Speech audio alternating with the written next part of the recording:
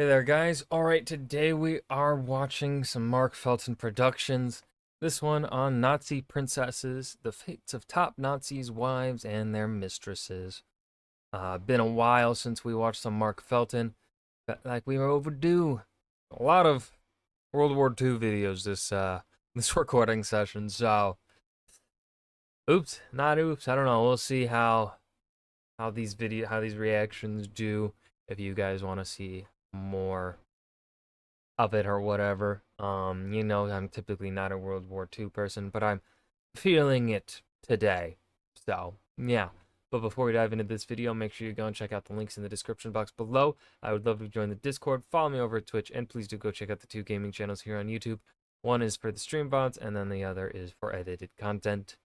Now, with all that said, let's go ahead and dive into here and see and learn about these women.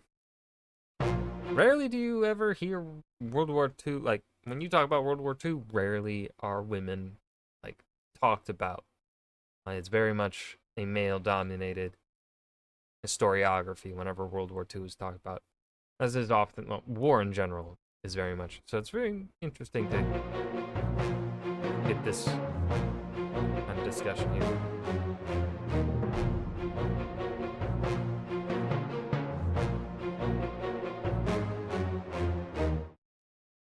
They were the women who had had it all, the wives and mistresses of Nazi Germany's leaders. They had lived gilded, luxurious lives at the expense of the state, been used as symbols for perfect German womanhood, and often wielded considerable influence and power behind the scenes. So what happened to them and their children when their husbands and boyfriends fell from power so dramatically in May 1945? How did the Allies treat the spouses of the top Nazis? Many of the children of Hitler's inner circle are alive today, in a story that spans over 75 years, from the defeat of Nazi Germany until the present day. So let's begin with an interesting one. Hitler's sister-in-law. That's right, sister-in-law. Of course I'm referring to Gretel Braun, Eva Braun's sister. Hitler married Eva the day before they died, a reward for her many years of loyalty. Gretel Braun had been an important member of the inner circle, or the court, around Hitler. In 1944, Gretel had married Hitler's SS liaison, Gruppenführer Hermann Fegelein.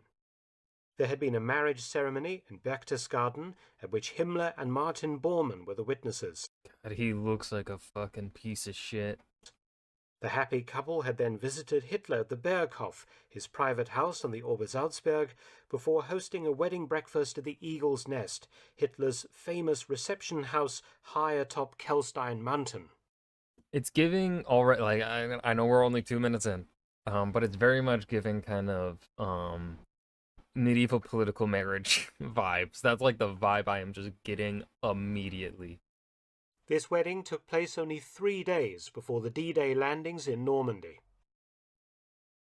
Gretel had accompanied her sister to the Reich Chancellery and bomb-battered Berlin on the 19th of January 1945 to see her husband, but returned to the Obersalzberg on the 9th of February. Eva went alone back to Berlin to join Hitler in the bunker, which she would never leave alive. But Gretel stayed on at the Obersalzberg because she was pregnant. Things had unraveled for Gretel and Hermann when Fegelein had deserted the bunker during the final stages of the Battle of Berlin and been apprehended by Hitler's bodyguards. Coming on the back of Heinrich Himmler's betrayal, the Reichsführer SS had been secretly negotiating a surrender with the Western Allies behind Hitler's back. Hitler, egged on by Bormann, condemned Fegelein to death, and he was shot in the Reich Chancellery garden despite Eva Braun's pleas. Early on the 29th of April 1945, Hitler married Eva Braun, making the widowed Gretel his sister-in-law. Gretel gave birth to a girl at the resort town of Zellamsee on the 5th of May 1945, a week after Hitler and Eva's suicides. She named the baby Eva after her sister. All of her photo albums, jewelry, amateur film footage, letters, including many letters written between Hitler and Eva Braun, and many mementos have been hidden at Fischhorn Castle, the headquarters of her husband Hermann's old SS cavalry division, Florian Geyer, and where his brother was chief of staff. But shortly after, I do feel like we're going a bit like you gotta. This feels like very much something where you're like, oh, you're a World War II history buff, so you must know, you must be familiar with a lot of these top Nazi figures here. So we're gonna go pretty fast, and not really like. So like we're going pretty fast here, in my opinion. So it's hard to keep these German name. One also as someone that doesn't really know German, so trying to keep track of all these German names is a bit is a bit difficult on its own. But now we're also, dealing with top Nazis that I don't really know because I'm not a World War II historian. So it's hard to kind of keep track right now. after the war, Gretel was befriended by a German refugee who persuaded her to show him the hiding place of this valuable and historically significant material. The refugee was in reality an agent for the US Counterintelligence Corps. All the material was seized and sent to Washington, D.C., though Damn. some of it has disappeared and some of it has never been shown to the public. Oh, In 1954, that's fucking spooky. Gretel Fegelein married businessman Kurt Berlinghoff in Munich. The marriage produced no children. As for her daughter, Eva Fegelein committed suicide in June 1971 at the age of 26, following the death of her fiancé in a car crash. In later life, Gretel suffered from Alzheimer's disease and died in October 1987 at the town of Steingarten, Bavaria, at the age of 72. The two Damn. witnesses at Gretel's wedding in June 1944, Himmler and Bormann, both had interesting family arrangements. Himmler had been a late bloomer, a shy and fastidious man. He met his future wife, Margrethe, God, he is such a punchable fucking face. in 1927. She was a nurse, and they shared an interest in homeopathy and herbal medicine. Married in July 1928, Margrethe was 7 years older than Himmler. The marriage produced only one child, a daughter named Gudrun, born in 1929. Later, Himmler adopted a boy named Gerhard von Aher, the son of an SS officer who had died before the war. Himmler was a very busy man who saw little of his wife. The couple maintained two residences, a large villa in Berlin's Dahlem district and a house at Gmünd on the Tegernsee in Bavaria. Himmler was able to spend more time with Gudrun, and she accompanied her father on many state occasions and official visits, including at least once during a visit to Buchenwald concentration camp. But Himmler was to find love with a younger woman. Oh, God In damn it. 1938, Himmler took a fancy to one of his secretaries, a woman 12 That's a power difference for sure. Oh boy. Oh boy. years his junior, Hedwig Potthast. Potthast and Himmler became romantically involved in 1939 after Himmler had declared his love for her. He wanted to divorce his wife and marry Potthast, but such a move would have been hypocritical since Himmler demanded the highest moral behavior and standards from his SS subordinates, and officially frowned on the very behavior he was secretly practicing. Oh my god. People in position of power being hypocrites. Such a surprise. Whoa, would never have expected. So Potthast became Himmler's long-term mistress. They lived together off and on in Mecklenburg, and Potthast bore him the sons Helga, born in 1942, and a daughter Nanette Dorothea, born on the 20th of July 1944, the same day a conspiracy of army officers blew up Hitler with a bomb at the Wolf's Lair. At the end of the war, Himmler's mistress was living in Rosenheim with her children and the wife of SS Obergruppenführer Oswald Pohl, one of Himmler's top commanders and a major war criminal. Himmler's wife had been working as a wartime nurse for the German Red Cross in a very senior position. His adopted son, Gerhard von Aher, saw combat against the Soviets as part of a Hitler Youth unit and was captured, but later released. He survived the war. Himmler's wife and mistress remained loyal to him right up to the end. Margrethe and Gudrun fled Gmünd just ahead of advancing US troops and made it to Bolzano in Italy, where they were arrested. The Americans held them in a series of internment camps in Italy, France, and Germany before taking them to Nuremberg to testify at the famous trials. This experience deeply affected Gudrun, turning her into a devout defender of her father for the rest of her life. Oh. Oh. Released in November 1946, Margrethe was also bitter and legally challenged her denazification classification, largely based on a high rank in the German Red Cross. In 1951, her category was changed to the lowest, meaning she was not held responsible for her husband's crimes. But in 1953, she was reclassified again as Category 2, a beneficiary of the Nazi regime. She received 30 days punitive work, lost her pension rights and the right to vote.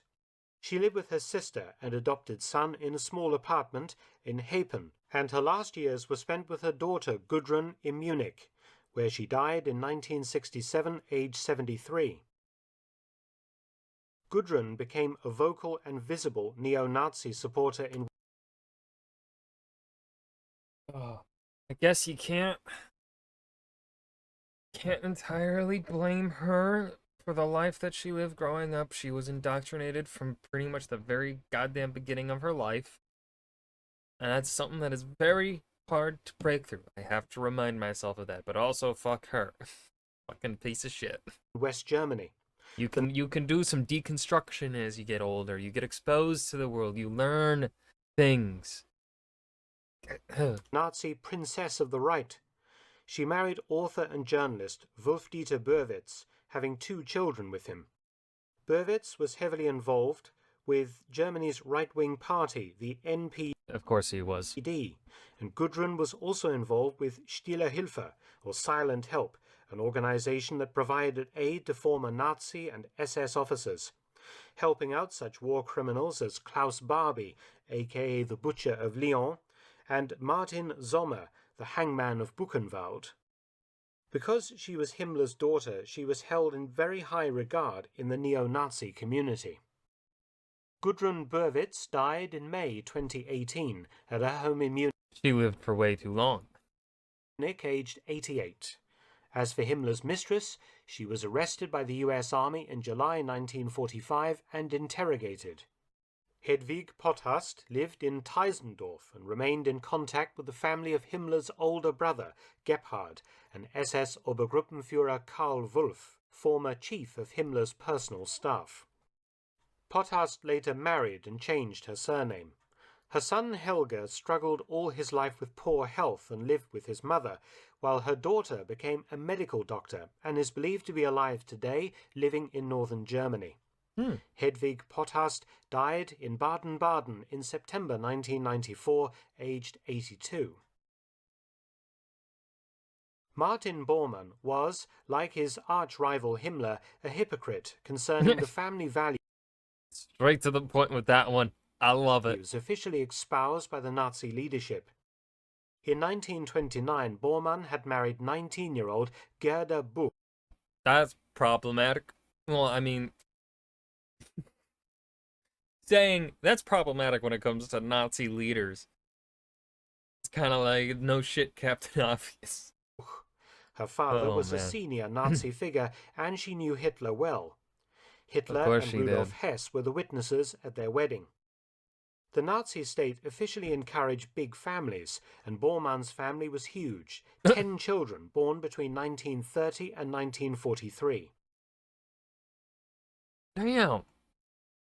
Damn near one a year. Holy fuck. This large brood was often filmed with Hitler at his home, as the Bormann villa was located next door to Hitler's house, the Berghof on the Obersalzberg. One child died as a baby.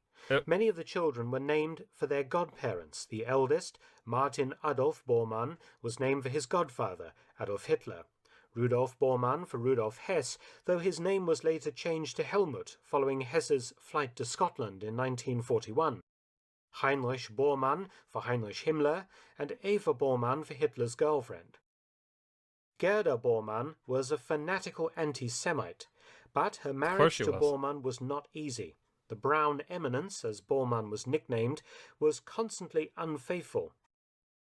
Gerda, a tall woman who towered over her husband, was often humiliated by him in front of guests, while in private, Bormann behaved in a loving and sentimental manner. She supported the idea of something called parallel marriages, so a man could produce more offspring for Hitler, and tolerated his affairs accordingly. What the fuck? One of Bormann's mistresses was the film star Manja Behrens, though they had no children together.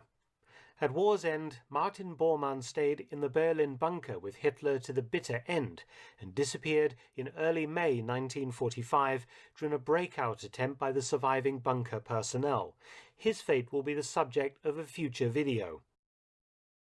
Gerda I'm assuming he gets executed. and her children sought refuge in Wolkenstein, a mountain village near Bolzano in Italy. She was arrested and interrogated by US forces. Moved to Merano, it was discovered that she had uterine cancer. She died in hospital in April 1946, aged 37. Her children were adopted by a Catholic priest. Interestingly, Bormann's elder son, Martin Damn, he's got nice hair. Adolf, later became a Roman Catholic priest himself. Though he left the priesthood, married a former nun, and had children. He died in 2013. 6 of Martin Bormann's children are still alive today. Oh. A top Nazi who fell What are their, are they like, what was it? Ava? No. The other one. The one that's a neo-Nazi. Are they like her? Or are they kind of like fucking out of it? And they're like, nope, not dealing with it. Nope, staying away. into disfavor before the end of the war was Foreign Minister Joachim von Ribbentrop, a highly influential figure during the 1930s as Hitler used diplomacy to expand his influence in Europe. With the coming of war, diplomacy fell by the wayside, and with it Ribbentrop's position. He contented himself by continuing to play a more limited role at Hitler's court and in enriching himself. Not well liked by the other leaders, he managed to make himself scarce at war's end, abandoning his family to seek refuge in Hamburg, where he was eventually tracked down and arrested in a squalid flat in the company of a young woman on the 14th of June 1945 by the Belgian section of the British SAS. He was subsequently hanged following trial at Nuremberg. This vain and ambitious man had married Anna Henkel in 1920, when he was a dashing cavalry officer. Anna was the daughter of a wealthy wine producer from Wiesbaden. Together they would have 5 children. Damn. Anneliese, as she was known, evidently married beneath her aristocratic social status, at least according to her mother, who hated Ribbentrop. Anneliese was noted by contemporaries as a stubborn, headstrong woman who controlled her husband. It was she who pushed him into joining the Nazi Party, even Hitler noting that Anneliese appeared to wear the trousers in their marriage. Damn. At war's end, Anneliese was arrested Fucking Ribbentrop's just catching strays here. and held at the Dachau internment camp, where the former concentration camp was. She and her husband had grown fabulously wealthy, and though the Allies tried to strip her of her wealth, she fought back vigorously through the courts. Much of her fortune actually derived from inheritances from her father. She also wrote several books defending her husband's actions and died in 1973 fairly unrepentant at the age of 77. Her eldest son, Rudolf von Ribbentrop, was a highly decorated Waffen-SS captain during the war, earning the Knight's Cross for gallantry in combat. Educated at Westminster School in London, when his father was German ambassador, he was wounded 5 times in action. He died in 2019, aged 98. Damn. Longevity seems to be a von Ribbentrop trait, as 3 of von Ribbentrop's children are still alive today. Son Adolf von Ribbentrop, named after you-know-who, is 85. Daughter Ursula von Ribbentrop is currently 88. And daughter Bettina von Ribbentrop is 98. Jesus fucking Christ. I wonder if they're still alive, though, because it's been, I don't know how many years, how old this video is. But yeah, I know I'm watching this like at least a couple years after it was made. Perhaps the most important Nazi wife was not Himmler's, Bormann's, or even latterly Hitler's. It was Emmy Goering, the second wife of Luftwaffe chief and since Hesse's flight to Scotland, Hitler's named deputy and successor Hermann Goering. Born in 1893, Emmy Sonnemann was an actress in Weimar. In World War I, she had married a fellow actor, though divorced on amicable terms in 1926. She met Hermann Göring in the early 1930s. Hermann's first wife, Karin, who was Swedish, had died in October 1931 of heart failure shortly before her 43rd birthday. Göring was devastated by her death, and he would perpetuate the name of his first wife in the name of his grand country estate outside Berlin, which he named Karenhall, and two of his yachts. Her body remained on the site of Karenhall after the building was blown up on Göring's order as the Red Army approached in April 1945, and her remains were discovered in 1991. She was Damn. subsequently reburied in Sweden. Göring married Emmy in 1935 at a lavish wedding in Berlin. In 1938, a daughter was born named Edda, after Mussolini's daughter, Countess Edda Ciano. Emmy I would fold if I didn't know who she was. and the Countess being good friends. Emmy was soon described as the First Lady of the Reich, an elegant hostess who enjoyed to the full her husband's decadent and lavish lifestyle. Interestingly, Emmy had no time for Hitler's girlfriend, Eva Braun, treating her in a patronizing and contemptuous way, the friction becoming so bad that Hitler had to intervene and order Göring to have his wife treat Eva with respect. Later, apparently, Emmy was even banned from Hitler's house, the Berghof, though the Görings maintained a lavish house just behind Bormann's property, just one of many houses, castles, and hunting lodges Göring owned, all decorated with the finest things, including art looted from Jewish collectors and Paris museums. Göring's daughter Edda was treated like a princess, and though noted to be courteous and well-mannered, was spoiled with clothes, toys, and lavish playhouses, including a 50-meter-long replica of Frederick the Great's palace of Sanssouci, paid for by the Luftwaffe. Edda was Göring's only child, and he doted on her. Unlike the other Nazi leaders, Göring did not take mistresses, remaining completely faithful to his wife.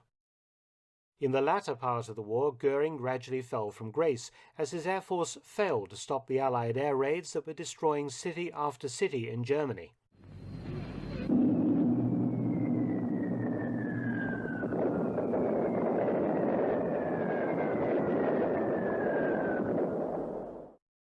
A few days before Hitler died, Göring unwisely attempted to succeed him as leader, believing that Hitler, trapped in his bunker, was no longer able to exercise control of what remained of the Reich. Bormann convinced Hitler that Göring was committing treason, and Hitler ordered him arrested. Held under house arrest with his family at his home in the Obersalzberg, they survived the heavy RAF bombing raid that destroyed or damaged most of the Nazi buildings. The SS then evacuated them to Göring's castle at Mautendorf. Freed on the 5th of May, as the war was almost over, Göring attempted to reach US lines, as he believed he could negotiate the German surrender personally with General Dwight D. Eisenhower. He and his family and staff were apprehended by a special US intelligence mission, an operation I've made a video about, link in the end screen, and taken to Fishhorn Castle on the 7th of May 1945. From there, Göring was taken to US headquarters and formally arrested as a war crimes suspect.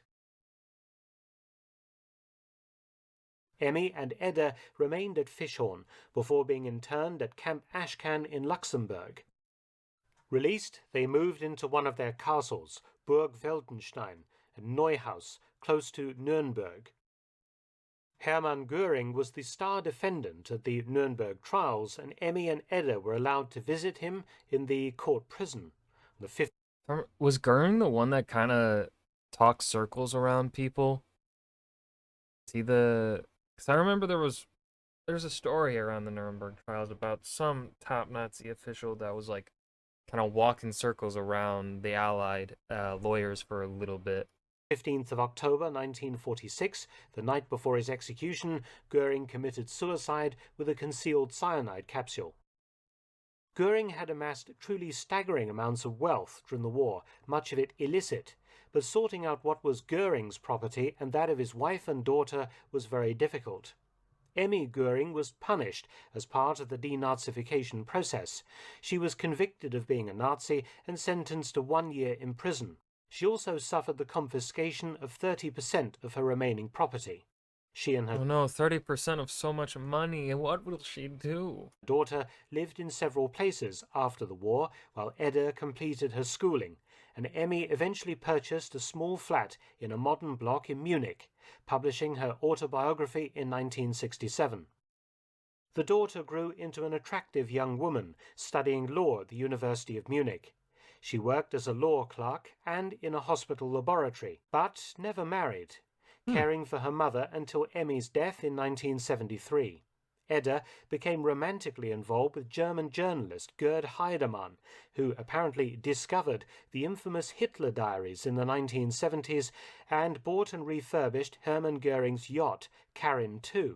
Edda was his girlfriend for 5 years, introducing him to her Nazi friends, including former SS General Her Nazi friend. Oh, god damn it. Karl Wolff and Wilhelm Monke, the officer responsible for defending the Reich Chancellery and the Führerbunker during the final battle in Berlin. Edda petitioned the Bavarian government for compensation concerning the expropriation of her father's huge estate, but without success. Edda Goering, unrepentant defender of her father's memory, died the same year as Himmler's daughter in 2018 and is buried in Munich. She was 80 years old.